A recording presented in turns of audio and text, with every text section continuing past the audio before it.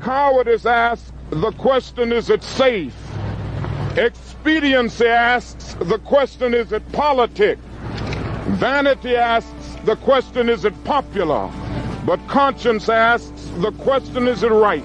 And there comes a time when one must take a position that is neither safe, nor politic, nor popular, but he must do it because conscience tells him it is right. Every time our country stands in the path of danger, an instinct seems to summon her finest first, those who truly understand her. When freedom shivers in the cold shadow of true peril, it's always the patriots who first hear the call. When loss of liberty is looming, as it is now, the siren sounds first in the hearts of freedom's vanguard. Fighting for humanity and against globalism, one mind at a time. It's the Freedom Link with Joe Joseph.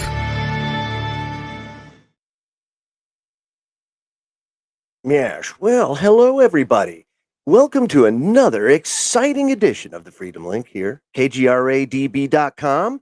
And as you'll see, everybody listening on social media or YouTube, I put a very interesting title there. They demand equity while society collapses all around them. So we're going to talk today a little bit, Scotty, about that executive order that came out that, boy, what do you say? What do you say about always wanting to be first? You know, we found that out in alternative media over the years, the need to want to be first. It was really driven a lot by the advent of monetization. Because before there was monetization in alternative and independent media, you really had to hustle to get any sort of backing outside of charity, right? And monetization came around, and while it was good for a lot of independent media personalities and entities, it also was corrosive in a way, because it tempered, Scotty, the ability of people to be able to follow the truth, because the truth is a story, no matter where it took them. And instead, they were driven to be first. Mainstream media did it too, right? They always want to be first, and they come out and they say a bunch of crap, and then, oh, we were wrong. Oops. You know, it seems to be a big thing. So the need to be first is not always a good thing. There's some drawbacks to it.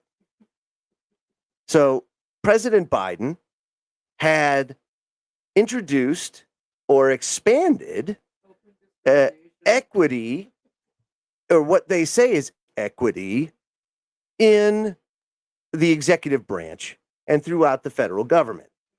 And what it amounts to is discrimination on a mass scale, something that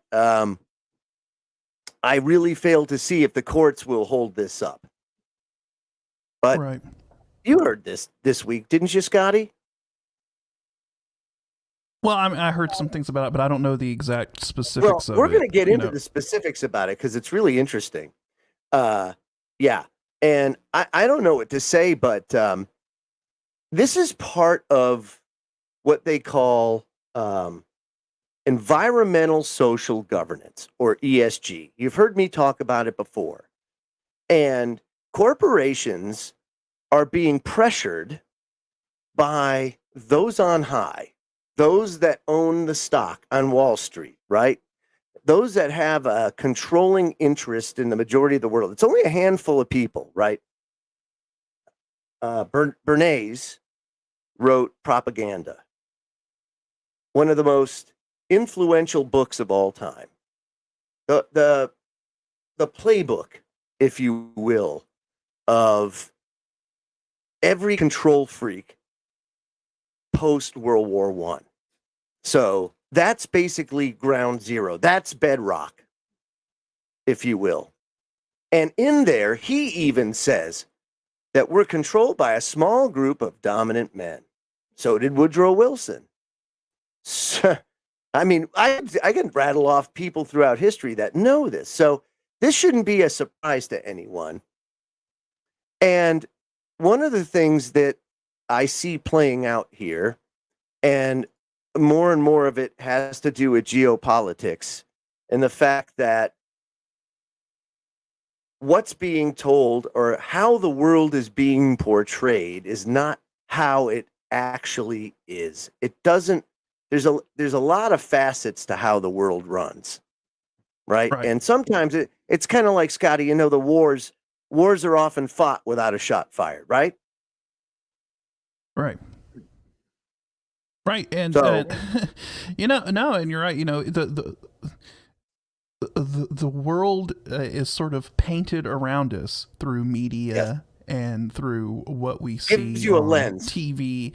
Yes, Right? yeah, you're viewing it through the lens that they provide. But is that actually how the world is operating? You know, and Well, I would and then say these no. control- You know, Right. But then these control freaks, right? They come along and they are now, because of what they consider, they tried to go down the public route and the politics route, but the problem is if they push too far to any one side, they get blowback.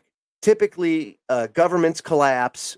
You have maybe a new political party that takes power, but one way or another, it's like, man, it's egregiously slow for them. So they said, okay, we're going to bypass that.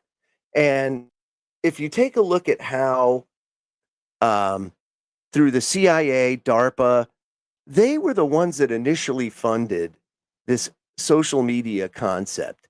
And through social media, they brought about a new way of controlling the masses. And really taking over the narrative. You're right. And they've been able to do it in just ways that make it unbelievably more effective and powerful when you couple it with the money in corporate America. So you give corporate America basically a voice. Remember, at the same time that social media is in its infancy, the Supreme Court rules that corporations are people and people are corporations. So you can't limit their ability to you know, whether they want to give $1 billion to a super PAC or whatever. That decision, Citizens United in 2010, is what unleashed the ESG push, because then corporations had a voice and you can't stop them now. So now they are utilizing that voice to basically push policies on everybody. And they hold your job and your well-being, for the most part, over your head, you know, if you don't, you know, toe the line. It's brilliant. Right. You know, and that's why we are now in this situation to where you can become deplatformed.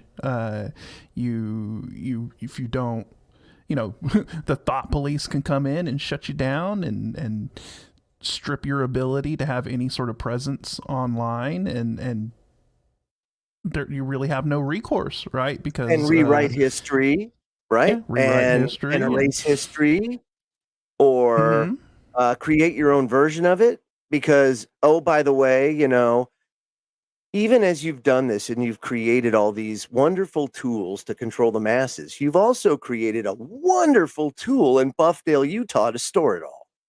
And then you have these wonderful tools called algorithms that can then wonderfully put together your life on a timeline. God knows they probably can watch your life in real time, if I would imagine that there's nothing they don't see, hear, or know about you, because that AI can just put it all together all nicely in about 45 seconds. And by the way, they could do it for anybody on the planet. And then, oh, by the way, they also have these quantum computers and these sentient world simulations and things like that, that they can actually put all that data into it and say, oh, what's going to happen? I mean, it's really eerie, Scotty.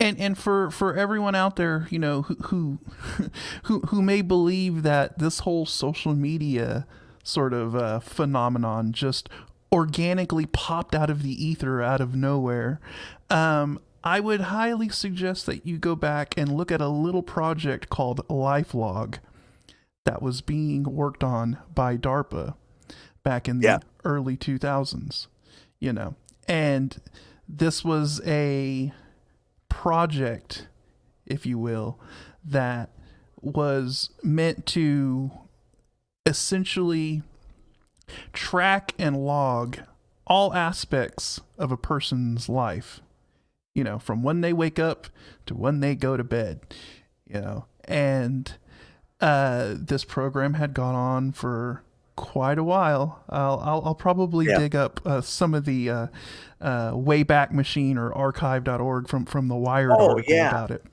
There's so much to it, right? And very coincidentally, Mr. Joe Joseph. Wait a minute. Whoa, wait a second. That's a bad word, sir. We don't use that newspeak around here, right? That's not how we roll. There's no such thing as winky dinks. Right.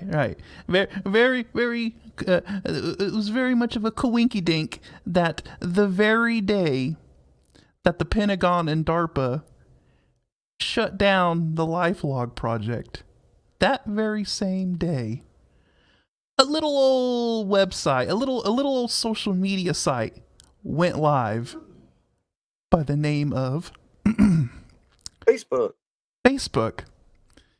You know, so, you know, it just makes you wonder, was Facebook just this, you know, Zuckerberg sitting in his college dorm room. Yeah, you know, that's exactly what it was. It's almost like there was an infrastructure in place already there. No. You know? Come now.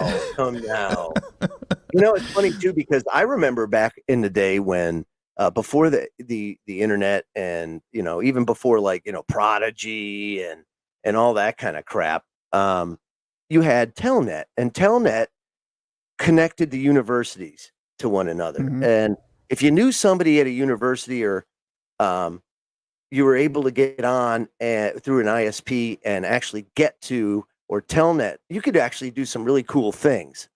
That's where Google sprung out of, but Google's the same way. It was all seeded with government money. Now, there's a lot of things that have come about that was government funded that we actually thrive on and benefit on. But the issue that you have here was, what was the underlying thing, or what was the bonus that came out of that search engine, that came out of everything else? You know, you go and look at a trial now. They have your search history. They have everything all mapped out. It's all there. You know, I'm watching one of the Alex Murdaugh the murders, right? And they're streaming that live, and the unbelievable amount of information that they have that you have no idea that they have or collecting, and all of a sudden, poof! Oh, well, that defense goes out the window. Let's see, what else do we do? Oh yes, well, we know you were here when you really weren't, because this and that. No, by the way, why did you search this? Uh-oh. Uh-oh. Yeah. I found that article. I found that article from 2004 from Wired, and you know, I'll just I'll read a little bit of it here. If you want to maybe pull it up on the screen, just so people can see. You know, this is from February 4th, 2004. And it says, Pentagon kills LifeLog project. It says, the Pentagon canceled its so-called LifeLog project, an ambitious effort to build a database tracking a person's entire existence.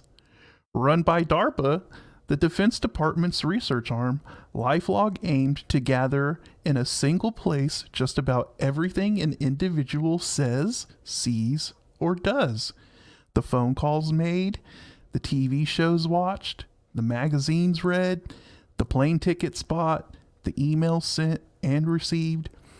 Out of this seemingly endless ocean of information, computer scientists would plot distinctive routes in the data, mapping relationships, memories, events, and even experiences. LifeLog's backers said the all-encompassing diary could have turned into a near-perfect digital memory, giving its users computerized assistance with almost flawless recall of what they had done in the past. Very interesting. They're talking about, was it February 2004, computerized assistance. Oh, what do we have now? We have Alexa. Now? We have Alexa and Siri and all of these. It's interesting. And look at how fast that development came about too, by the way. Right. And all of a sudden, Scotty, it was like boom, boom, boom, boom. They dropped all these things right on everybody. It's like smartphones, bam. And they were all ready to go right behind it. Right behind it. And there was a reason why, and go ahead. Yeah. I find this fascinating because the more, I brought this up, quite a few years ago when Kev was doing his show, and it blew his mind because he had never heard of LifeLog and all of this stuff. And the farther we get into this digital age, now that we have the rise of AI, ChatGPT, right, these digital assistants, all of this stuff, every time I go back and I read this article, it just becomes even more relevant. It becomes even more, you could tell what they were doing, what their goal now more. Right. Mm-hmm. It says researchers close. You kind of reverse build it. Right. It says researchers close to the project say they're not sure why it was dropped last month. DARPA hasn't provided an explanation for LifeLog's quiet cancellation. Quote unquote, a change in priorities is the only rationale agency spokeswoman Jan Walker gave to the Wired News. No, you know why they canceled the project? Because they had it. It was working. That was the beta. That was the beta. They had, and then they had the foundation. That's right. And the government is not going to launch a product like that under their name, under a government. So then wait a minute now. Okay, because this is one of those things that I bring about because this is how that equity thing kind of goes hand in hand with this advancement in social media and the assistance, the digital assistance, and everything else. Okay, so this executive order, Scotty, equity thing it's all about first. Remember how I said that? It is. They want to have the first one of everybody in this office or in this department or whatever. And right, yeah. And if you're a criminal or something like that, even better. But what they're doing is they're destabilizing things. They're doing it for a reason because they know that things are going to get ugly here very soon. Within the next 10 years, you're starting to see collapses of major economies just out of aging, right? So everybody's being told in the media, and it's constantly being pumped out that we're overpopulated, right? It's all about overpopulation. But that is not a true statement. If you look at the birth rates of the world, we don't have a problem with population, but we do, and we are, and it's going to get worse. And the problem is it gets worse very fast. So like in China, one-child policy just devastated them. Did it way too long, like every day was too long. and it has totally destroyed their population. Now they've got COVID raging through there, and they have no immunity. So that's going to be pretty ugly. So, when you look at them, they don't have much time left. And then you have Germany. Germany knows that they have a wickedly inverted population. Not enough young people, way too many old people. Japan. You're looking at societal shifts of epic proportions throughout the majority of the developed world. And as a result, you're going to see a lot of change go on, right? And that's kind of what this is all tailored to, because this equity thing is even more about control. It's even more to heal. It's even more to make you dumber in the grand scheme of things. They don't want smart people anymore. They don't need them. They have their AI. They have their little clique. They have the people that get selected that are going to go on to universities and all that stuff. And now they have the control grid and the control system with which to do all that. And they even proved it out in China, because what better way to do that than with a guy and a country of 1.5 billion people ruled by one person? You can get away with murder over there, right? Because that one person isn't going to find out anything. No one wants to tell him anything, good or bad, because he kills the messenger. So they're not going to tell him anything. So it's basically just like this test ground, this proving ground for all of this technology. And they were able to do it out in front. What they've been doing with us is more of a soft implementation, this being nothing more than the next step. And interestingly enough, this equity policy, I would imagine, would then soon apply to contractors or anybody under contract by the federal government, because contractors typically have to comply with these federal policies as a condition of the contract. So then it gets the tentacles spread even farther. And it's unbelievable. So you could be highly qualified for a position, whether it be with a government contractor or the federal government itself, and be highly qualified, but you'll lose out to somebody less qualified because they're a furry. And because that'll be the first furry that has ever been hired by the federal government. But gosh darn it, you cannot discriminate. By cracky. Do you see what I'm saying? It's turning the world upside down on its head. And it is classic, conditioning, mind control. That's what it is. Yeah. And yeah. And they're also, they're on top of that, they're conditioning everyone to lower their standard of living. They're acclimating everybody to the fact that, hey, maybe we need to start, rationing and have you seen this Wall Street Journal article where it was like, hey, to save money, maybe you should skip breakfast. Have you seen that? But it's going to come to that because it has to. Right. Because it has to. That's the thing. The economics behind this. Think about this for a second. The Ukraine war. I think I heard Peter Zeihan talk about this. He said the Ukraine wars wiped out basically 70% of the neon manufacturing. And then you'd have to ship it to Russia in order to even get there, if you can even get it there. So it's effectively taken out the supply of neon, and you can't get any more. Well, neon's important in industrial lasers, and without those, you're not making chips. And without those, you see how it cascades? Just neon. Right. You wouldn't think it's so big, but it cascades. We haven't hit that yet. It's coming. Where you're going to have these snarls and what they're going to say supply chain snags. And I guess in essence it is, But that's a really, really terrible way of putting And what root cause actually is. And to your whole point about the whole equity thing, right, and all Yeah. of this, and hiring people that aren't even qualified for the job or anything like that, Right. you know, this is essentially the route that all totalitarian, communist regimes go down, right? You know, Soviet Union, China, or whatever. When you're born, your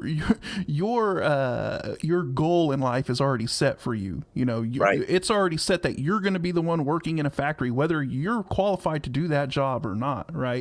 Right. And here they're glazing it over with the fact, or with the they're glazing it over with we need to hire more diverse workforces and do this in the name of equity, and we need more women, to make things more even, and or people of color to do this and do that. But what it essentially is it's no different than anything else. It's you're Right. born, you're gonna have your job that you're gonna do. You're not gonna be able to make the choice of what job you're gonna do because Brave the New World. government. Yeah, the government is going to tell you what your job is, whether Now- you're qualified for that job or not.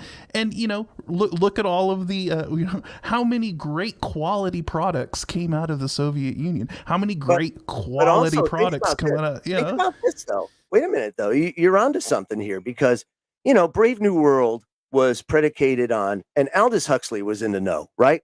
He knew, just like there were other very prolific writers. H.G. Wells, other one that was really in the know and wrote many books on this kind of stuff and where we would go, and was very accurate as far as the tract of history.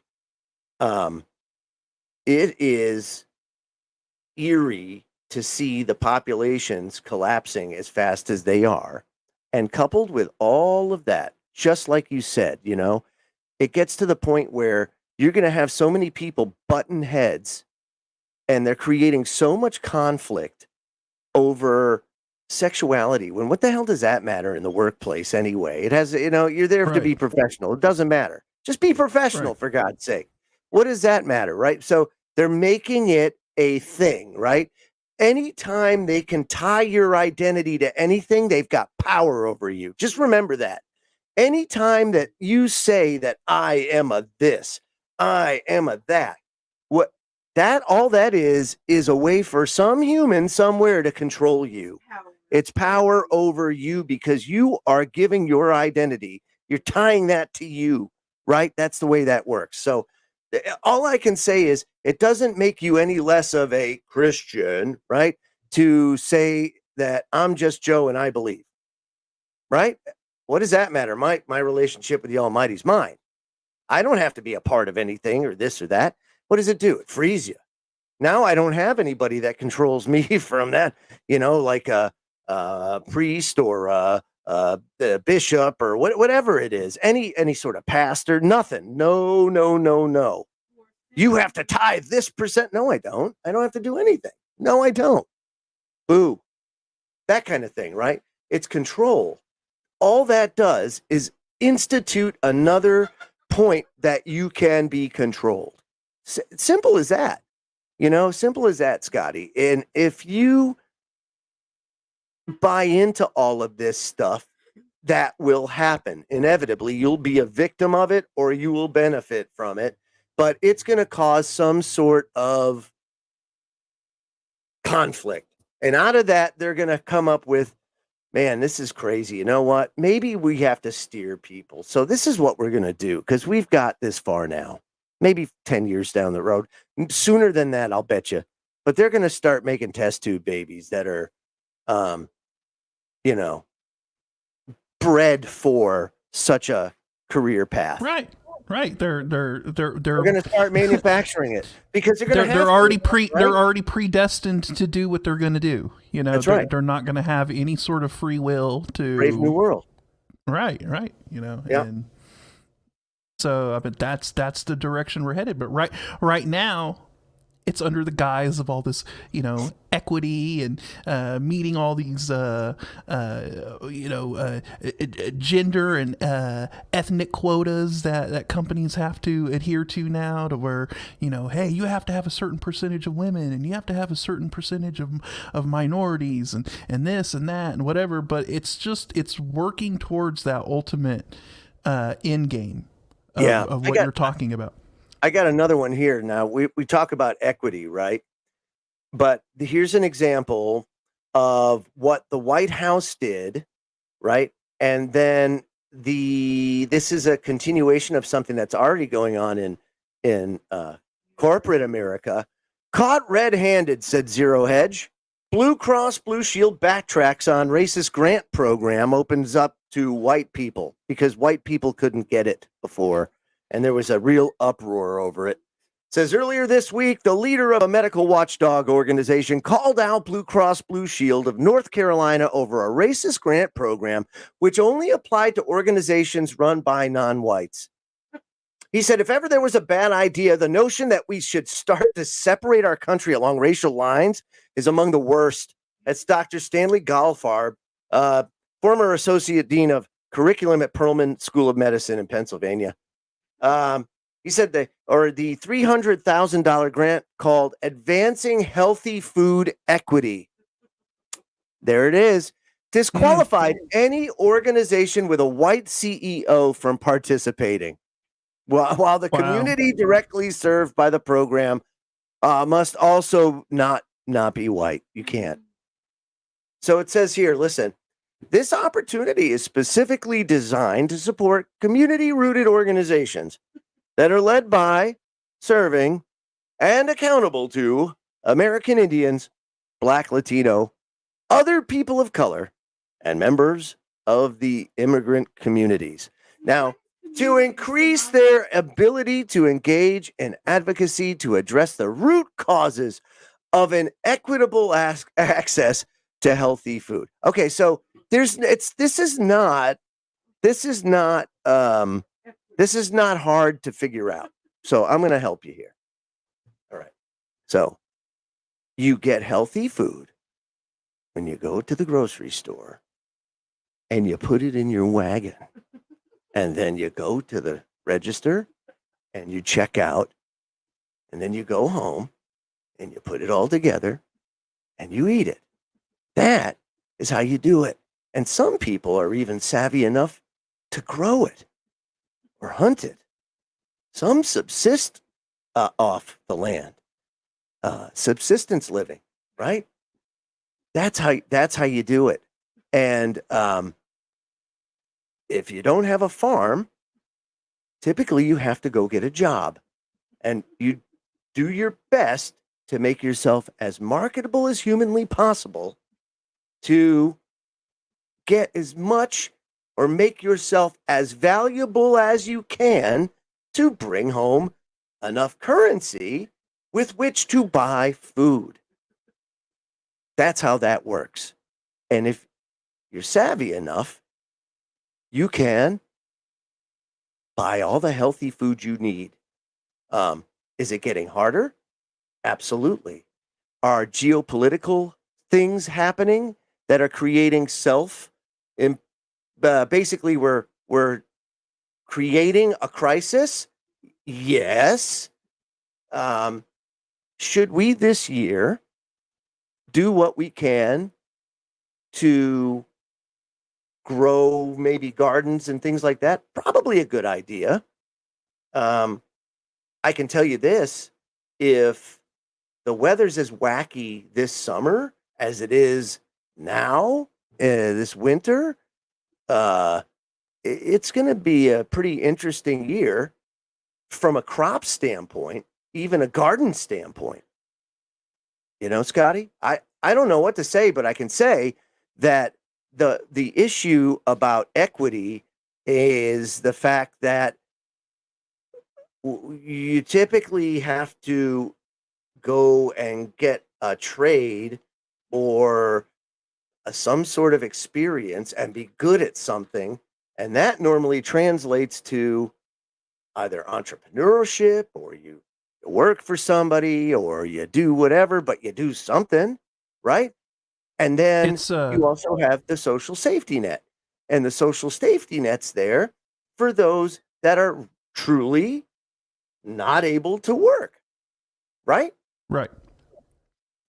I don't It's know. it's wild how they have managed to completely invert this, Yes. and flip this into, I thought this was a pretty cut and dry thing that everybody, could agree on, as Martin Luther King said, you're supposed to judge somebody by the content of their character and their qualifications, and if they're able to do the job, regardless of if they're white, black, brown, yellow, whatever. It doesn't matter. Doesn't matter. Doesn't matter. If you're qualified to do the job and you have the credentials and you have the skill set and the abilities to do it, that should be your only reason for hiring that person or taking that person on to do the job. That's right. Now they've completely thrown that out the window, and I can't believe they're making it about race again. But I mean, it's like crazy. I would direct everybody's attention to a canceled author, and his name is Dr. Seuss. Right. So Dr. Seuss, and if you don't even want to read the book, and you don't have to read the book, you can just look up Star Bellies. Okay, because that was like his dive down the whole racial thing for kids. And it had to do with the star bellies and the non-star bellies. And the non-star bellies, they weren't special. But the star bellies, boy, they were special. They got the best of everything. But the non-star bellies didn't. And then one day, one of the star bellies figured out he could make a lot of money selling stars for the non-star bellies. So he made his machine, and next thing you know, they're all paying big bucks to get star bellies on them. Well, now everybody's got stars. Everybody's the same. Well, that's no fun. Everybody doesn't want to be the same. And there were too many on the Star Belly Island. Well, now all of a sudden the non-Star Belly Island looks really nice because nobody's over there. So then this guy goes and says, okay, well, I'm going to take my machine, I'm going to fix it, and I'm going to make it so it takes the star off the star belly. And then, you had the people that bought it. He flipped it the other way around. Going and going and going. And that's what it does. It just perpetuates. Somebody's making a buttload of money through this and control. And that's what it's all about. So when you know that, then you have to kind of push that whole change. You got to push back. You can't be silent about that. It's like, look at folks, are we like losing our minds here? Because this can't, no. And what does it matter? I mean, we could be transparent. Who cares? A good example is look at how out of touch and completely detached from reality Pothole Pete is with the whole situation with the train wreck, right? He's more worried about equity in construction workers, right? The construction, there's too many white people that are doing construction, and it's absolutely ridiculous. Highways are racist and all of this stuff. Yeah, highways are racist. Where it's like, oh, wait a minute though, but it's, how do you put it? The infrastructure is old. Okay, that's right. What it's all about. It's old. It needs to be updated. Bridges are collapsing, for Christ's sake. But you want to know what? Yeah, let's focus on that crap instead of reworking, let's say, the Robert Moses Expressway or Parkway, because they built the overpasses low enough to prevent city buses from going out to the beaches in Montauk. You know, Right? as transportation secretary, he should be out there front and center, going, "Look, we have a real problem with our railway infrastructure in this country, and we need to do Yeah. all we can to try and Oh, but invest and hey, and you and, know and what? rebuild There's it." a You know, thousand derailments a year. This was just one of hey, them. yeah. Don't worry Come about on, it. there's There's a of them. thousand trains flying off the track. Don't They're worry flying about off it. You know. everywhere. Get out of here. I mean, this didn't. I'm sorry. This didn't happen when I was a kid. I don't want to say that, but I'm saying it because it didn't. It just didn't. I'm sorry. This crap didn't happen. The infrastructure was better maintained. Well, it was newer, but I mean, this is ridiculous, dude. And it's not just there. If you do a cursory look at all of these derailments or spills or factory fires or anything, it's getting real, dude, as far as that's concerned. Right. It makes you wonder, really, if there's something screwy going on. I don't And know. then You know, it just you there got an is some increase in like very, you have very yeah. coincidentally things going on. Yeah. You also have an increase in bridge collapses. I mean, look at the state of our roads. I mean, we have some of the most horrible roads. It's embarrassing that we could call ourselves a first world country, the leader of a superpower, and our roads are just absolutely atrocious. The infrastructure is literally crumbling. It's not being maintained. And then look at say what our flight systems are running on. Old archaic software that definitely needs to be upgraded to something, a modern system, right? I mean, they're still operating, I think, on like software from like the 70s and 80s or something. Maybe even, who knows, maybe even older, and we have all these near air collisions that are taking place, and all of that. It's a mess, dude. It's a mess. It's an absolute mess. And horrible. things aren't getting any better. It's like the DMV. I mean, we're turning into the embodiment. Our country is becoming the DMV en masse. Right. And it's terrible because who has a good time when they go to the DMV? It's terrible. It's almost akin to having like your toenails ripped out. I don't even know what to say there. So I want to say this. It says now the Blue Cross Blue Shield peeps they backpedaled, right? And it says now they've changed their policy of excluding white-run organizations from applying to the new grant program. Yeah. According to Laura Morgan of Do No Harm, she's a program manager there. That's an organization that investigates and spotlights discriminatory practices in medical institutions. It says BCBS got caught red-handed when they tried to inject ugly racial politics into their grant-making process. Discrimination should have no place in our society, yet they were prepared to reject grant applications from nonprofit led by white CEOs just because of their skin color. Not good. Not good. So I think that it's quite evident you have to push back, and you have to push back knowing that you're going to get pushback.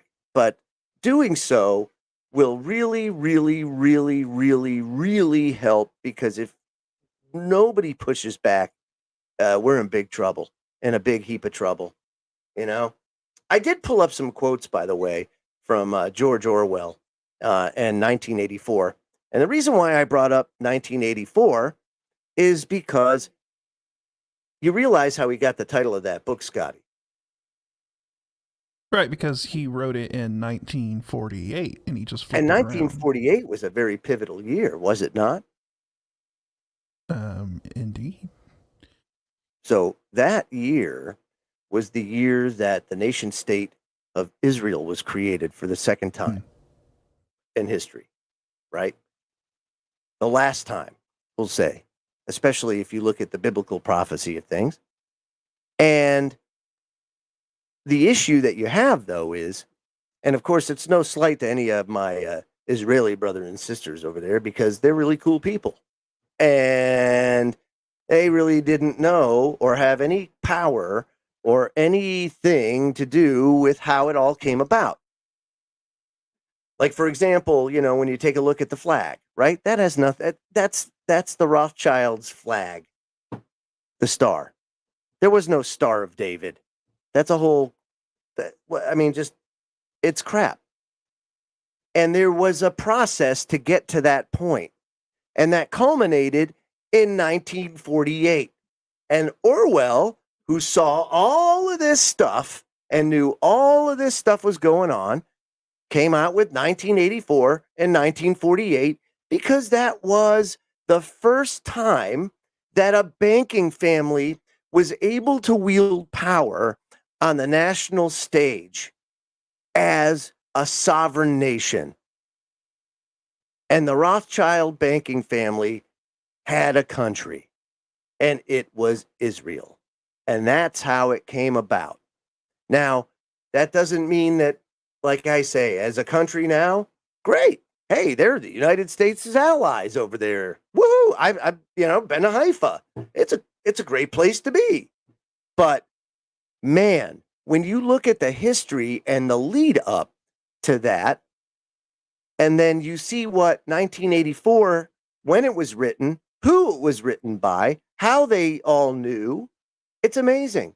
So I like to look at some quotes in 1984, just to kind of think about, like, wow, see if it resonates now any differently, So I pulled some up at random, and I don't even know. I just pulled up 25, just copied and pasted. So one of them is, perhaps one did not want to be loved so much as to be understood. That is deep. I'm feeling pretty deep right now. What can you do, Winston? Oh, what can you do, thought Winston, against the lunatic who is more intelligent than yourself, who gives your arguments a fair hearing and simply persists in his lunacy?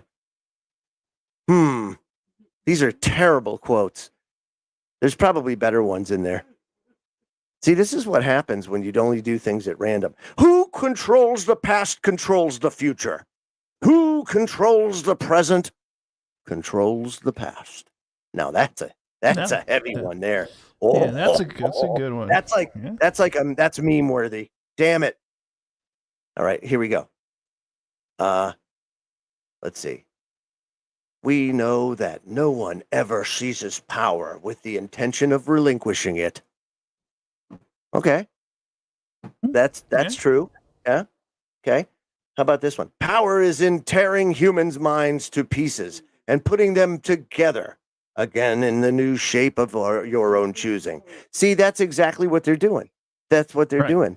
They are tearing people's minds apart and putting them back together in a way that they want to have it done, and in a controllable fashion. And now they have the grid to do it. Now imagine, Scotty, what happens if they start tying like an AI component into it. So, over in China, they had it to where AI manages, say, traffic patterns.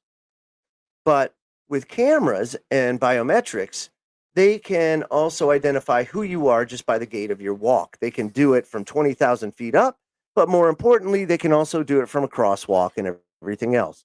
And then you take it to the next level that gives you a bad social credit score, for example, if you jaywalk. Like, you'll take a hit on your social credit score, correct? So all of that stuff is tracked. It's tracked in real time. And then the lower the social credit score, the less or the more restricted you are in society. You don't get as many perks. You don't get as many or access to the good jobs and all that.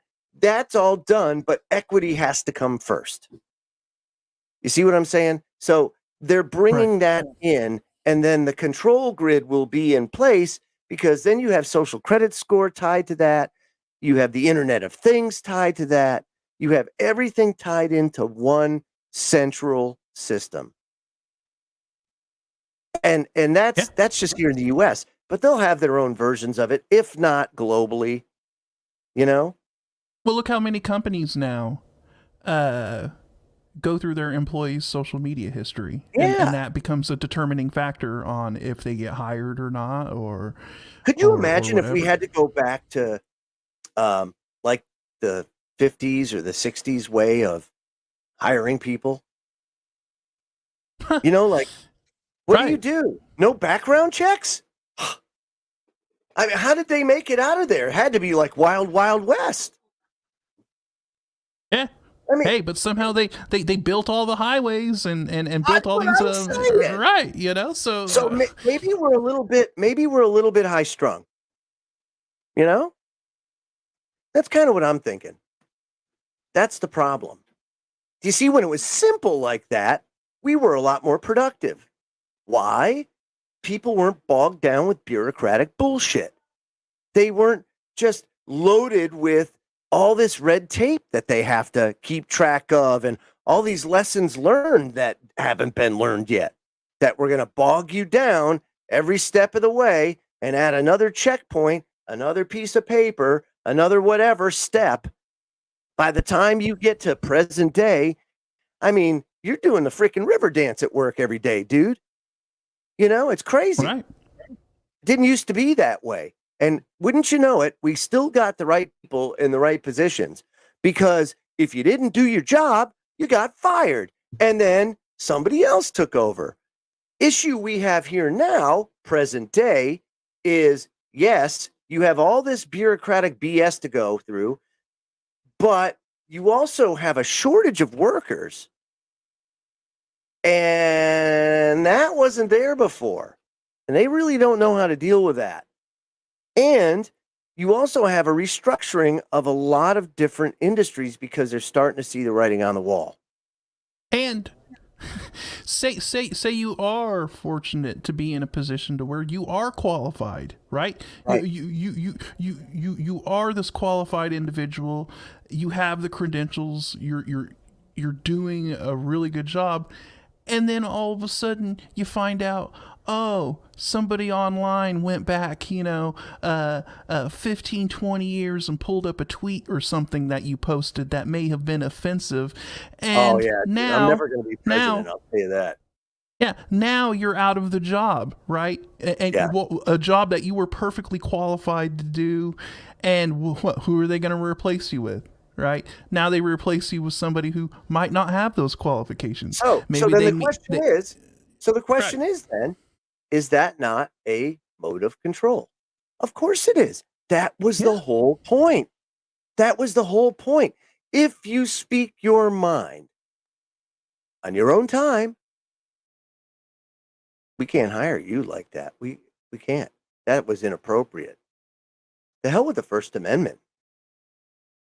We can't hire you. We can't have you a part of our organization. You said this. It's all meant to control. And oftentimes, folks, those modes and methods they use are not always on the surface. On the surface, you're kind of feeling empowered. But that's not what it's about. And oftentimes all those good tweets really don't get anywhere anyway, So Right. all it really is just that. Doesn't get anywhere, but boy, how many people are putting their foot in their mouth, right? Right, and then how much of this like virtue signaling and all of this stuff that you see on Twitter, how much do you think that first of all, these people don't really believe what they're saying, right? It's all just virtue signaling, and how much of it is just out of sheer, how do you say, fear, that they feel that they're required to say something like that in order to, have this positive light cast on them so that they have this squeaky clean social media presence or whatever, when damn well that's not how they actually think and what they really believe, behind closed doors or whatever. So it's crazy, and it's a way of getting people to self-censor themselves, to to fall in line with everything, even if they don't agree with it or whatever. They're scared that maybe, somebody's going to pull something up on their Twitter and get them fired. So they need But to. they're also rewriting history, and they're rewriting our literature. They're rewriting everything in real time. Before we go to break, I do want to bring up this quick example, this last example, but you'll find many. Roald Dahl. Many of you know Roald Dahl. Charlie and the Chocolate Factory is one of his books. James and the Giant Peach. Well, The Guardian reported that his books are being rewritten now to remove language deemed offensive. So now it says Augustus Gloop now was enormous instead of fat. Mrs. Twit no longer ugly.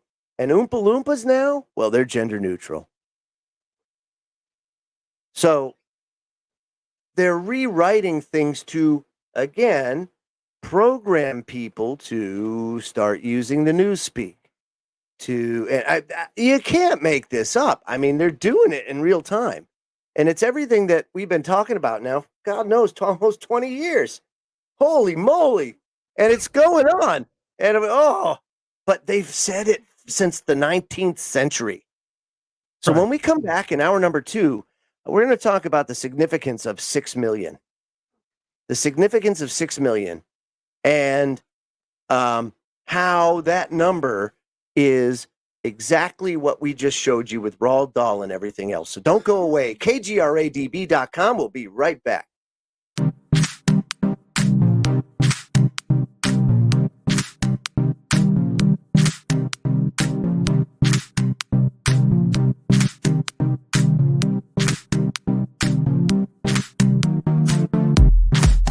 Hey members, the new KGRA DB app is now available on iOS and Android devices. Gain on-demand access to any KGRA DB programming. Download any show directly to your mobile device to listen or watch on the go. Go to the App Store and search KGRA DB. Are you looking to go on a faraway journey that is magical and mysterious, reaping on mystical legends? If so, then Mysterious Adventure Tours is perfect for you.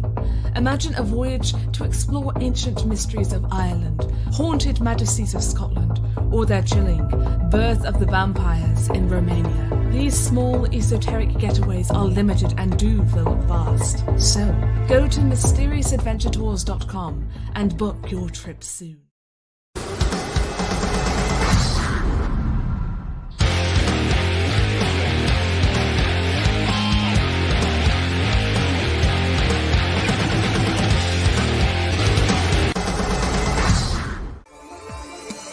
You're listening to the KGRA Digital Broadcasting Network. We provide unparalleled coverage of trending news in the world of ufology, cryptozoology, and paranormal phenomenon.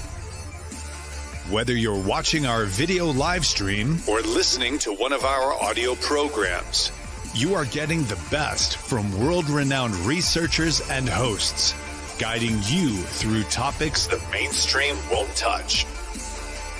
Miss one of your favorite programs? No problem. Head over to the members area at kgradb.com for access to our massive library of award-winning content. Make contact, stay connected, only at kgradb.com.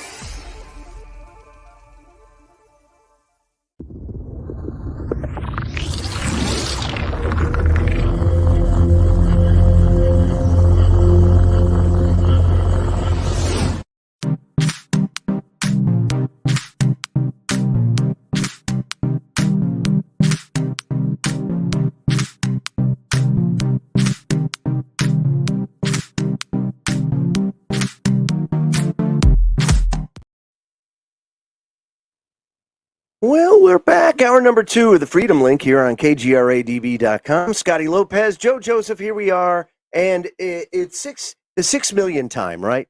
And I'm bringing this up because it's extremely important to understand that there was, first of all, a very tragic purging of Jewish people in Germany, in Europe, in World War II. But it wasn't just who you would, equate as today's modern Jewish state. It was really spread out. It was spread out in different communities all throughout Europe, even in the United States.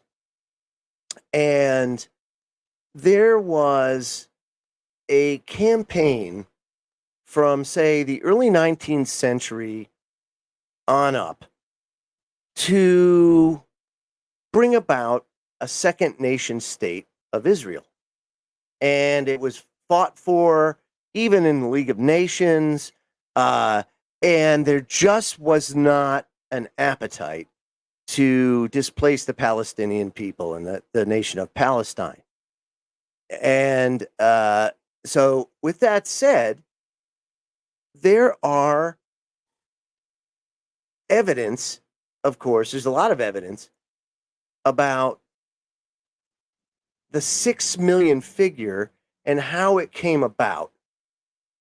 And it was really emphasized as far as figures for, say, atrocities and propagandas from about 1890 to 1945.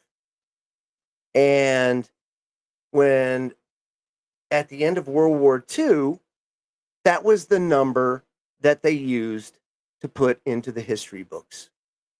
And that's not to say that a lot of people didn't get tortured and killed. A lot of them did. But they know that number is not an accurate one. You could call it an estimate. You can call it whatever you want. But it is very interesting to understand that there is a fixation with the number 6 million. There's a reason why that number was chosen. Let's just say. That's correct. So, I have like it's like a magic thing. Numerology is a very interesting thing, right? Mm-hmm. You get to see a whole lot of why we do what we do. Like, for example, Marco Rodin is a brilliant mathematician and has developed something that he calls toroid math, or I guess he calls it like the math of the creator, of God. And it's that same technology that they're using right now to create these, or that they used in World War II to create these flying saucers that the Nazis were using, that people saw, that used the counter-rotating mercury. And then the bottom shell was a big coil. And it was in a toroid fashion, and it created almost like a singularity right in the middle of it. And that thing could go anywhere and capture anything because it was basically a big amplifier, a power amplifier. It utilized Tesla. Magnetic toroidal propulsion. That's it. Right. Exactly right. Right. So if you think about that, that's stunning when we're still using the same power transmission that Tesla developed in the 19th century. And here in the 1940s, we had anti-grav technology. Why are we still using diesel guzzling jet airplane and aircraft everywhere? Why? Well, because, aerospace probably employs a lot of people. And, if you take a look at the supply chain of aerospace, yes. And then, war. Oh, yeah, that's a big one because we got to have our wars. So you kind of see how all that kind of comes together. Well, so the 6 million, if you do a little research into the 6 million number as it relates to that, you come to 1948. And then in 1948, it was that number time and time and time and time again that you saw that number over and over. It became ingrained in people's heads. So when the United Nations comes about, they also create the second nation state of Israel, because by then you have quite a movement going at that point. But you'll see it, the 6 million suffering Ukrainian Jews, the 6 million suffering Russian Jews, the 6 million suffering European Jews, the Germans, and all the Austrian. And it's 6 million, 6 million, 6 million, 6 million. And it's like 1890, 1910, 1922, all this stuff, just all throughout. And it's a media campaign that brings that about. And that was the first time that a banking family assumed that kind of secular power. Pretty interesting. Very interesting. But something that was also like, in my humble opinion, kind of foretold, but not supposed to happen. And like I said, not saying anything about, hey, Israel's there. It is what it is. But there was a reason why all that came about, and we don't have that whole end game yet. There's something else. Something else is cooking in that region of the world that's going to pop off. And I think Ukraine is going to have a lot to do with it, but also the geopolitical stuff that's going into it with the changing of the power structure in the world, coupled with earth changes, coupled with all that other stuff. I mean, it's going to be quite chaotic, Scotty. So when we should be banding together, we're not. And instead, they're finding every which way to divide us. We fought hard. Generations here in America fought hard to tear ourselves away from seeing color as a divider. Yeah. I mean, seriously, a lot of people out there probably remember Blanche Knott's Truly Tasteless Jokes. But, I mean, we used to, make fun of different nationalities. Why? Because it was fun. Because it was a joke. Because there was so many. Because America was a melting pot. Because that was what it was all about. You got to experience all the different cultures and stuff and things. Right. And you make fun of your own. Right. Yeah. Making jokes like that and being able to poke fun at one another is actually a greater way to get people to come together, because you point out how ridiculous it is through that comedy, through that joking. It actually helps bridge the divide between, cultures and people, and it just shows that hey, we can all kind of laugh at each other and laugh at ourselves and not take this stuff so seriously, where now we're at a point to where look, comedy is comedians, I think, are this started quite a few years ago, and comedians were like the canary in the coal mine, right? They were like, look, man, comedy is in a really dangerous state right now. If you can't make fun of people or make fun of and jest, then they control you. It's just that simple. You're controlled. The medieval jester could go out and make fun of the king and not get in trouble, right? But now we can't even have comedians going out and just doing what they've done for years without people rushing up on stage or trying to get them canceled and all of this stuff. I mean, it's super dangerous. As far as free speech is concerned and all of that, where you can't even have comedians going out there and doing what they do. It's crazy the state that we're in. Pretty bad. So, right. And talking about that control grid, there's more to it than that. It says, according to CNBC, there's a brain implant startup backed by Bezos and Gates that they're testing on humans, and it's mind-controlled computing. Synchron is part of an emerging crop of companies testing technology in the brain-computer interface industry. And the system's implanted through the blood vessels, and it allows patients to operate technology using only their minds. So again, it's not exactly something where you have like access to Google in your brain, like, okay, that's now my database. No, you can control a mouse with it, and it would help people with paralysis and things like that. Now, that would be a good use of that, I would say. Would you not? Yeah, but as we know, all of these technologies and control grids are Trojan horsed through the guise of, hey, we're helping people that are disabled or that may need this technology in order to communicate with everything. It always has a good use at first, right? It sure does. A noble cause in the very beginning, and then it's like it's our downfall.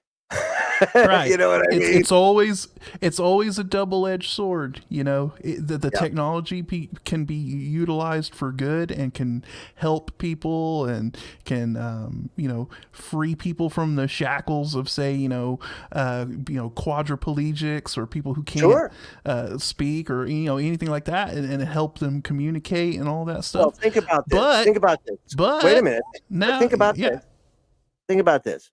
What if they had a way that you could put on an exoskeleton and gain freedom again, because now you can control it with your brain, and this and that and everything else. Good thing, right? Right. But then the double-edged sword is take the same exoskeleton and go give it to special forces troops, right? And now you have an army of super soldiers using exoskeleton suits. It started out as a something to help people with mobility issues and whatnot, and then these things end up becoming weaponized, or you start seeing the dark side of them. No different than Facebook. It started out with, hey, take pictures of your family. You don't need those crazy photo albums anymore. Now you just have it all on a timeline. Hooray for us. Yeah, that's what it was all about, right? It was about pictures and videos of our family and all that stuff. Of course it wasn't, right? Meanwhile, over back at the ranch, 92% of Americans say they can't afford groceries. Here is the start. Don't worry about it. Don't worry about it. Wall Street Journal says you can just skip breakfast, Joe. So don't worry about it. But to your point, yes, you could. Breakfast was, not a thing for a long time. As a matter of fact, it's only been a thing for like the last 20 years or so. And it all came about because of the pork lobby. And that was a Bernays thing, believe it or not. That was an Eddie Bernays. It's the most important meal of the day. That's what they say, right? It's the most important. It has no bearing on anything. And it's not really that true. And you'll hear a bunch of, this study came out today that said that breakfast is the most important meal of the day. Yeah. And then you look and follow the money and you find out who did it. And sometimes, most times, it's somebody or a company or somebody with an interest in the breakfast, right? It's going to be somebody that affirms it somehow. The reason I bring that up is because it's basically telling people, look, you need to start getting used to not eating. Less. Right. World War II, of course, we had rationing, and everybody fell in lockstep, right? Even though you didn't agree with it, wasn't fair, but all the resources were going over there. All of the manufacturing was put into war production. But at least during that, people could understand why, right? There was some sort of, people were like, okay, but then you look at the truth, right? Here's what I'm saying. You look at the truth, and by the way, history wasn't exactly the way it was written. Now, was it? Hitler didn't exactly die in a pit. Now, did he? No, of course he didn't. and by the way, what was Hitler? He was just the guy that took all the powers that shouldn't be, all their experiments and all their crazy extermination things and all their eugenics and everything else. And he was like their test lab. He advanced all the technology. He created all of this stuff, right? He was their guy. Ford funded him. The Bush family funded him. They were all in on it. Very, very interesting, because now that you kind of bring it up in sort of that light, it's almost like Germany during during the 30s was sort of like the way China is right now. You don't say. Right. Only now you've got the Uyghurs over there and others, right? Right. And you have China that are the ones implementing all of these crazy sort of policies and all of these things, sort of out in the open, all of the things that they want to do. China's the one that's out there. And they're militarizing at a rapid pace. And they're militarizing at an extremely rapid pace, just like Germany did in the 1930s. And you also have an aspect of their society that's collapsing. And Hitler and the Reich, the rise of the Third Reich, all was centered around the fact that the surrender of World War I, they surrendered everything in the kitchen sink, and their reparations were bankrupting them. And they could not continue doing it. And the restrictions, the sanctions, all of it, it was just snuffing out the German economy to the point where something had to be done. And so that's what eventually happened. People were so upset that they overthrew the government and installed a dictator.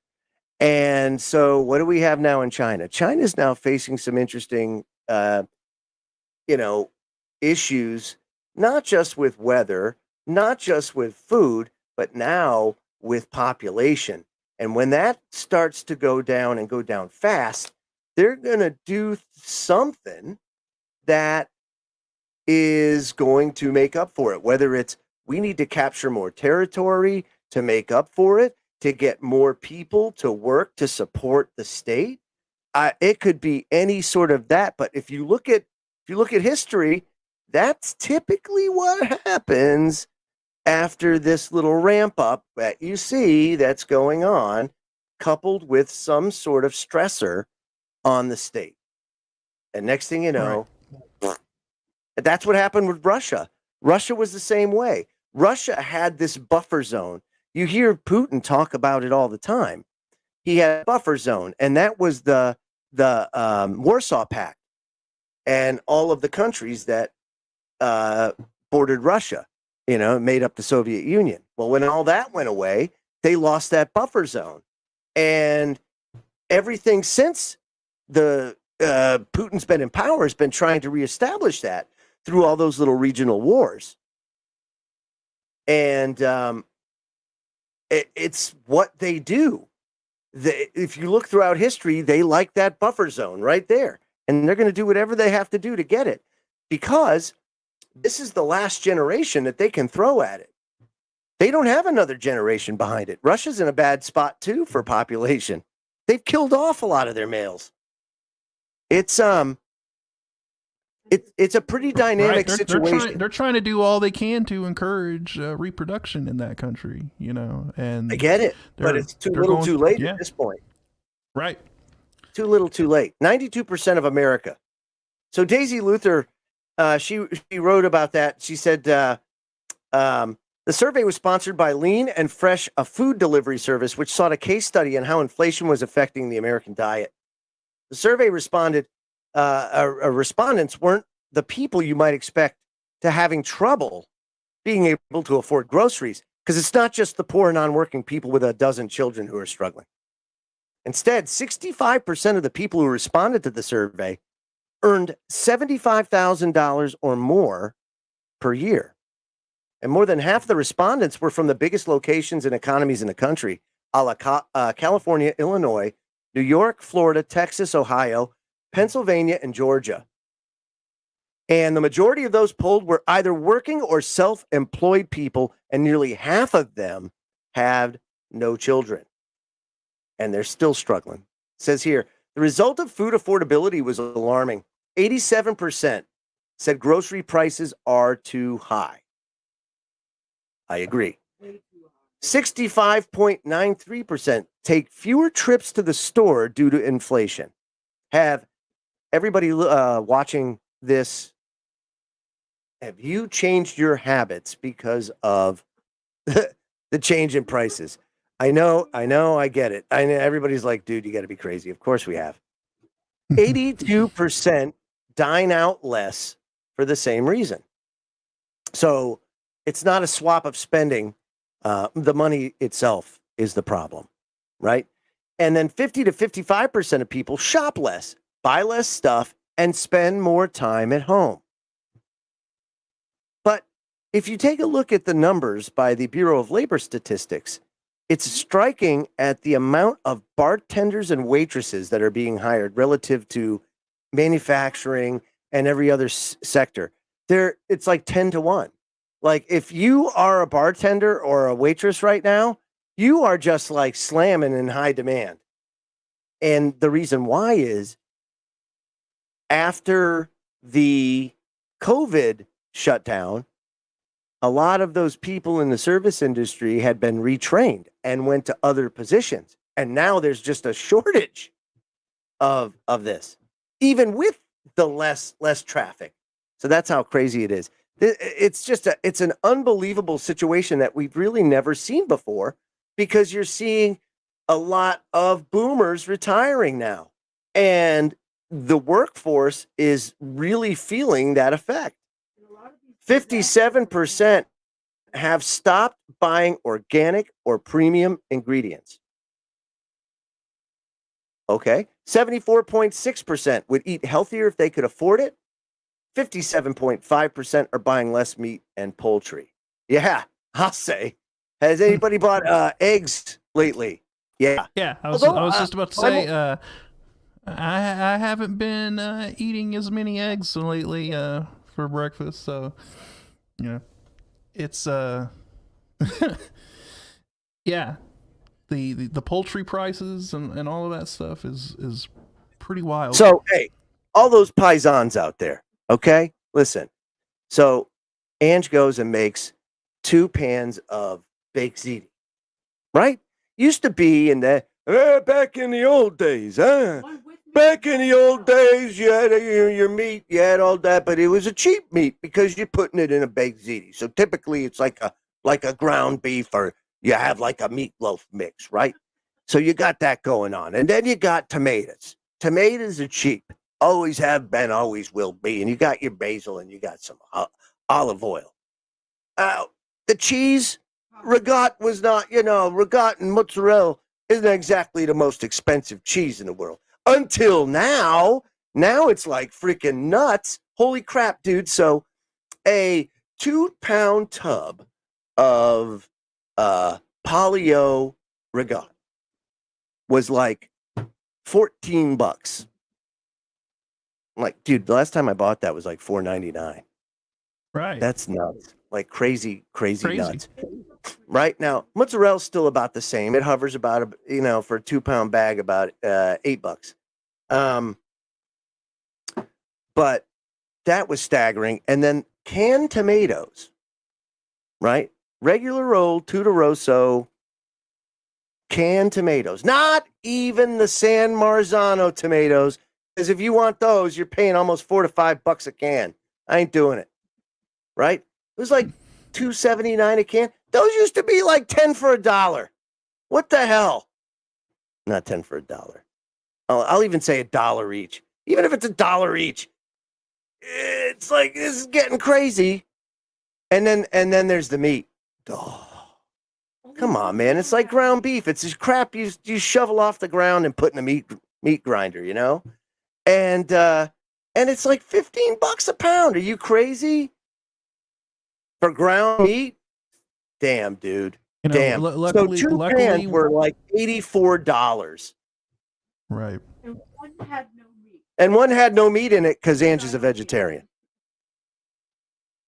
So that's what. Luckily, we live in beef country, and my parents just yesterday,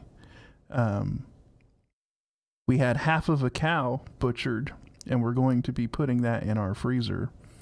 And I'm not exactly sure how much they paid for it, but I'm sure it's a hell of a lot more than what they paid last year for having my that my brother used to do the same thing, and I get it. But in these kind of days, with people's purchasing power so eroded, and inflation, the dollar's worth practically nothing now. It is harder and harder for people to come up with the money to pay for a half a cow. Right. Because most of the time That's why I'm wondering. I don't know how much they paid, but I'm sure it was a lot more. And no, but I get it, and it's a great deal if you can put up the money for it, the $400 or $500, $700 for it. With the way things are going on right now, with the way food's going on, I mean, having that in the freezer might end up saving our bacon, no pun intended. Later on, because what if meat ends up drying up, in the supermarkets, and you don't have it. So you got to remember when the droughts in California, right? Big problem. A lot of pork production out there, lot of beef out there and in the Midwest. And because of that, they had to slaughter their herds, and it has caused damage that takes years to recover from, if you're lucky. These kind of disruptions that we're seeing across Russia as a result of sanctions and the wars, as the weather affects and the earth changes, create changes in the way our agriculture has been changed. It's ignorant of us to say that, okay, we're going to build these giant dams and they're going to be fed by the Colorado River, and that it's going to go on ad nauseum in perpetuity forever and ever. Amen. It's not how it works. The earth, go to the Greenland ice cores and review those, and what you'll see is earth is extremely volatile, and it's a very dynamic and very fragile place. I'm sure that a lot of the civilizations that lived in Egypt back in the day, when it was a lush, fertile land, thought that maybe that was going to go on forever. But look at it now, right? So true, and so California now and the Midwest are really facing that now because things are changing. And by the way, you also have, because it's not just that, right? Mother Nature's not the only one doing this. We can't give her all the credit. No. We also have to give all of those nations in the world that choose to modify the weather to gain more rain. And what are they doing? They're stealing it from other places. So it becomes weather wars, which was outlawed. Ooh, it was outlawed. You can't do that. Oh, really? It happens all the time. Continues to this day, right? And I'm not even getting into chemtrails. We know it happens. They could gas us at any time. We go about our business. We could all be dead tomorrow. I get it. It's absolutely. But the weather has been, it's not just earth changes. We're already messing with it. So you got that going on, but wait, there's more. Then there's all the atmospheric heaters that they're doing and manipulating things like that, pumping billions of watts of power up into the atmosphere. And that has many, many, many, many different purposes, some of which are mind control. Oh, yeah, there's that too. So there's a whole heap of things that goes into it. Don't ever look at it like it's just one thing. The situation is always very dynamic. It's a multifaceted situation. Oh my God, is it ever? There's so many attack vectors going on all at once that it's insane. One of the listeners asked, if you're only butchering half the cow, where's the other half go? Is he just walking around with just half a cow? Just there? Maybe. Like a big bandage on the backside. You know what I mean? Right. It goes somebody else who bought half a cow. They get the other.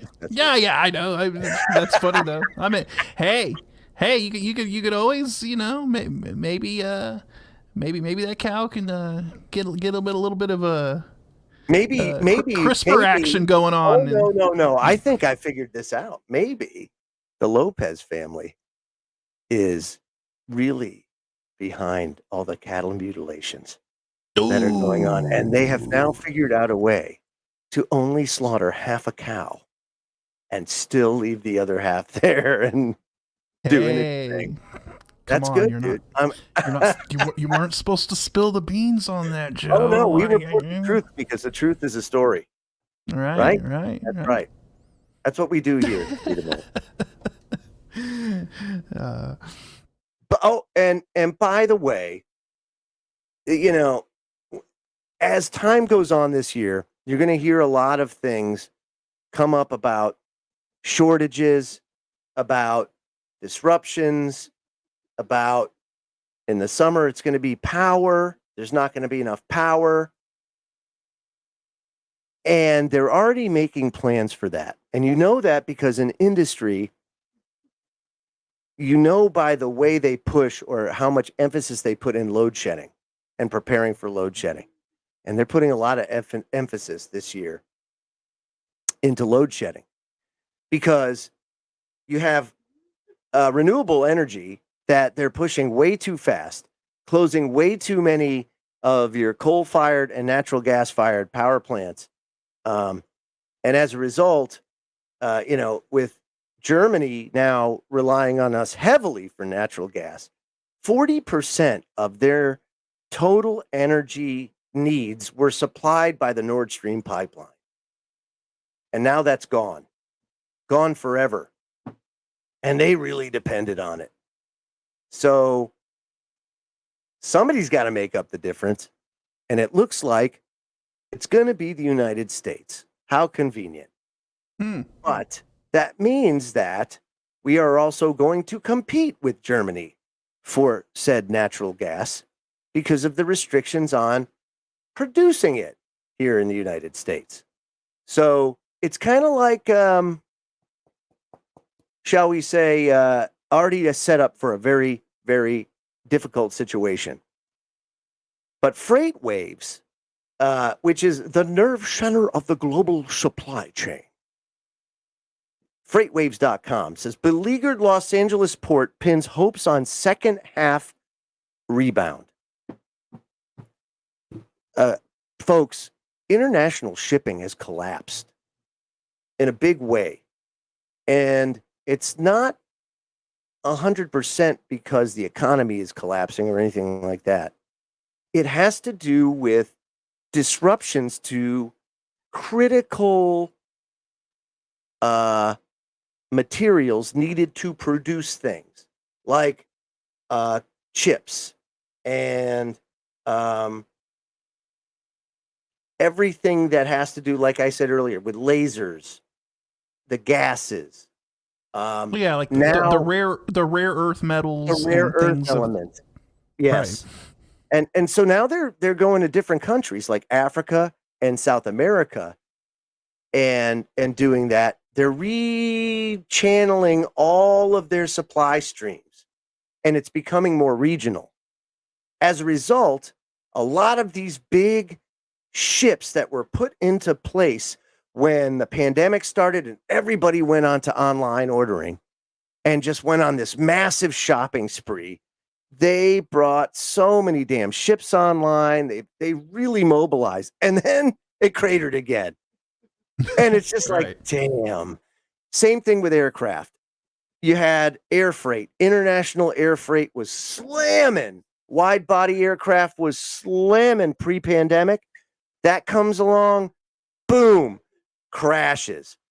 Not so much the shipping, but international air travel certainly felt an impact as a result of that. Now it's international wide body aircraft that was doing shipping that is now going by the wayside. So now you have all these airlines and shipping companies that are parking and mothballing their big carriers because they suck more fuel and they're going to a more regional footprint. Well, Los Angeles port pins hopes on second half rebound. Listen to this. Containerized imports to the Port of Los Angeles in January followed the same pattern as in neighboring Long Beach, up versus December, but down year on year and down versus pre-COVID levels. And it looks like it's going to get worse before it gets better, it says. During a news conference, Gene Sikora, the Port of Los Angeles executive director, predicted a significant volume decline in February, with more canceled sailings in the week and months ahead and a softer market heading into the second quarter. Still, he expects volumes to improve in the second half. They say that just to keep the people from panicking. But, Right. Yeah, how the hell do you figure? Right? You're like, oh, we expect it's going to get better, right? Yeah, yeah, sure. Hey, a broken clock's right twice a day, right? This guy should be a meteorologist. I think he'd be great telling the weather. So they also still don't have a labor deal in place in the Port of Los Angeles. Their contract expired July 1st, 2022. And that lack of a deal is affecting imports and pushing cargo to East and Gulf ports. And that some of that cargo may be lost for good at the Port of Los Angeles. So there is a big thing there. Now listen to this. West Coast versus East Coast. The unprecedented COVID-era import surge was in full swing at this time in 2022, meaning that year-over-year comparisons at U.S. ports are down. So Long Beach imports plunged 32% year-over-year in January. That's much deeper than Los Angeles. East Coast, Savannah down 16% year-over-year. South Carolina and Charleston down 7%. So basically what we're seeing is a collapse in shipping, and a collapse in shipping that isn't necessarily unexpected, because they have to recalibrate after that enormous uptick during the pandemic. There were so many ships. Remember, they were backed out into the water, and they couldn't get enough of them in, and they were having to just like waffle offshore, and it was just crazy, you know. And plus, you also have a shift of shipping going now from the West Coast to the East Coast, because now China, who has been closed for the last 2 years, a lot of companies have rerouted their business, especially in Europe, to Central and South America and North America, which means that, all those ships now have to go into the ports of Charleston, New York, Baltimore, Norfolk, Boston, all those international shipping terminals. You have this kind of redistribution going on. Plus, you also have the high labor and wages of California, and you have an exodus of companies now going more towards the ports of Savannah and Charleston, vice Long Beach and Los Angeles. So there's a whole host of things, as usual, that go into it. But what you can see, though, from this is simple, that the more that it declines, and the more canceled sailings that there are, means less maintenance on the ships, because you're not putting as much wear and tear on them. You're not shipping as many things. And that is going to have an effect on industry and the services. That is a huge industry. Also in aerospace, you have a decline in wide body international shipping. So all your plane manufacturers, they're going to re-gear for smaller, narrow-bodied aircraft. And it is going to be a much more competitive space. And it will be much more of a regional type. It's contracting into more local and regional sort of... because each of the regions have emerging economies that these big companies like Apple and Microsoft, or all of them that have that, like Apple, trying to divest from China as fast as humanly possible. They're going to Vietnam at breakneck speed, right? You also have Mexico, Mexico is becoming a huge manufacturing center for a lot of American businesses. Being relocated from China to Mexico, South America, Central America, huge as far as that's concerned. So you're going to see things like rail become ever more present and important. It's going to be really, really interesting to see how all aligns. They better get on the ball fixing those rail lines then, if that's the case, right? Ain't that the truth? Yeah. But that's the point. They saw this, and this is what makes hindsight so crazy, because think about the North American Union, and think about America 2050, and think about that document or that organization where you had the European Union, you had the Asian Union, the African Union, the North American Union, and remember the Amero was going to be the currency, and they had the NAFTA superhighway going up through, and the CAFTA superhighway going down in, and all that stuff. But now you start to see that these world events are steering us in that direction nonetheless, that they put their ideas out as far as how they wanted it structured, and it's coming about. Only it's the world events that are steering it that way. And it's funny how it's all shaping up that way. But you're going to end up having regions, and those regions are going to be just that, where you have the North American Union, and trade is going to become so important up and through that corridor that borders, we don't need no stinking borders. Yeah, I was about to say, hey, you have a North American Union. That southern border isn't so much of an issue now, is it? Well, it's just like the EU. If you're an EU citizen, you can travel within the EU, right?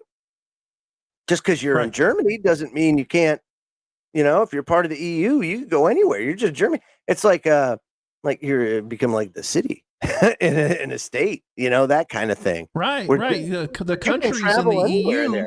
Yeah, the countries in the EU, you really don't even think of them as countries anymore. They're more like states. Right. Yeah, think about that. Go down to Mexico and actually not pay so much for pharmaceuticals and stuff like that anymore. Get some. Yeah, but Joe, once that takes place, right, and it becomes the North American Union, then it's going to be all goes away. That all goes away because now you've eliminated national sovereignty, and it's all going to be under the umbrella of whatever they establish for the North American Union. That's no fun. I don't like it. No, not one bit. Nope.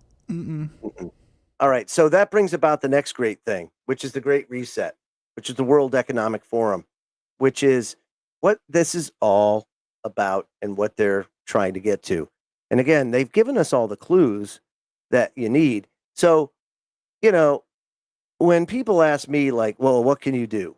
The only thing you can really do is pay attention and try to align yourself with getting as prepared, if you will. And that's even become one of those words that are weaponized in a way. But you want to be prepared for things. Now, how do you do that? Educate yourself.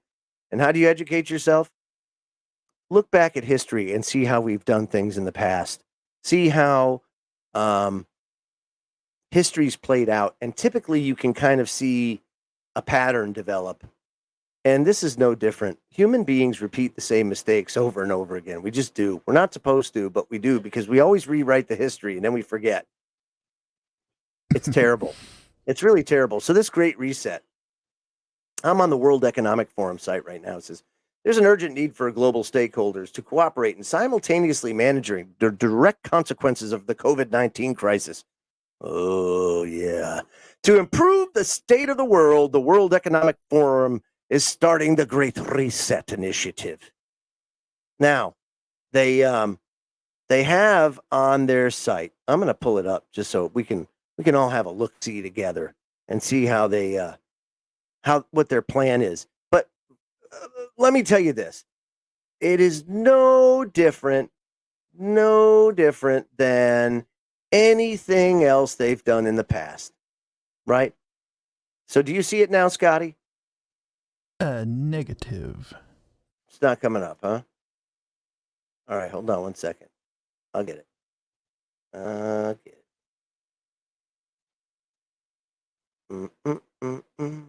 Oops. Nope.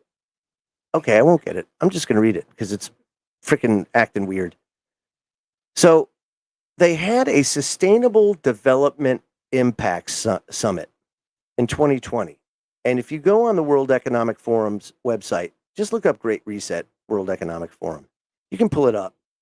And in it, they had this summit. It says, taking place in the context of the United Nations General Assembly, the World Economic Forum's fourth and for the first time fully virtual Sustained Development Impact Summit will convene leaders from government, business, international organizations, and civil society, along with a diverse group of experts and innovators to initiate, accelerate, and scale up entrepreneurial solutions to tackle climate change and advance sustainable development.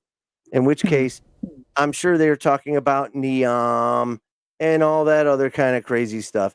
Building Agenda 2035, all that stuff. Very much so, right? So that is kind of what they're pushing to. You make these megapolises and these mega cities and these mega regions, and you rewild everything else. That's what it's all about. Now, in order to do that, they also know that they have countries that are going to be insolvent here in the next 10 years because they cannot possibly keep up with their obligations. The only thing keeping us, we have the millennials here in the United States that are saving our bacon right now. Everybody complains about them. Well, guess what? Without them, we would be screwed because we have one more generation than about 80% of the developed world. And that is just unbelievable. So we will outlast them, but after that, So millennials better start having kids. That's really what it's all about. Generation X, my generation, we're just not big enough. And it's bad. So, Great Reset. The context. The COVID-19 crisis and the political and economic and social disruptions it has caused is fundamentally changing the traditional context for decision making. The inconsistencies, inadequacies, and contradictions of multiple systems, from health and financial to energy and education, are more exposed than ever amidst a global context of concern for lives, livelihoods, and the planet. Leaders find themselves at a historic crossroads, managing short-term pressures against medium and long-term uncertainties. So what do they want to do? Well, they see it as an opportunity, you see. And this window of opportunity is unique. And it helps shape the recovery. And the initiatives will offer insights to help inform all of those determining the future state of global relations, the director of national economies, the priorities of societies, the nature of business models, and the management of the global commons. What's a global commons? I didn't realize there was one. Is that the United Nations? Or maybe there's going to be a new one. So, drawing from the vision and vast expertise of the leaders engaged across the forum's communities, the Great Reset Initiative has a set of dimensions to build a new social contract that honors the dignity of every human being, because golly, we need to be equitable, even to a fault. So on here, they have their partners, and they have Uplink, which is a digital platform to crowdsource these innovations in their effort to accelerate the delivery of the UN Sustainable Development Goals. And Uplink is just that. They provide a pathway to crowdsource for your activists. and your environmentalists. So all of that is part of this as well. And according to them, the World Economic Forum is putting their weight behind the Great Reset because we have to, because humanity depends on it.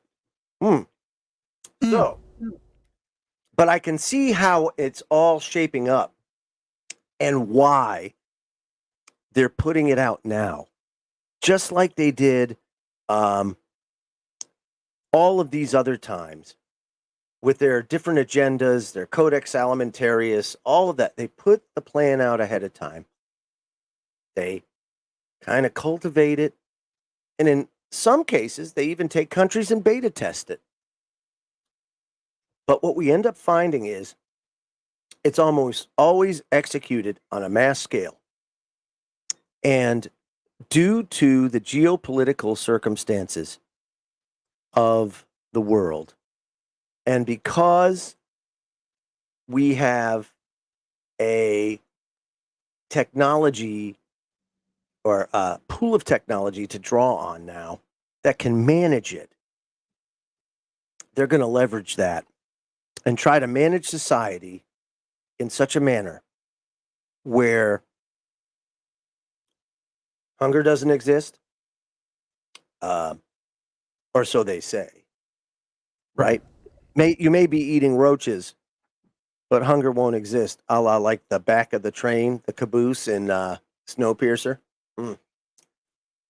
You won't be hungry. You'll be eating roach bars, but you won't be hungry.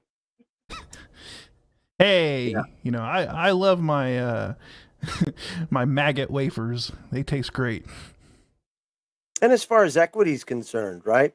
When we talk equity, does that mean like everybody gets the same amount of money now? And does that mean we all eat the same thing? Does that mean we all dress the same?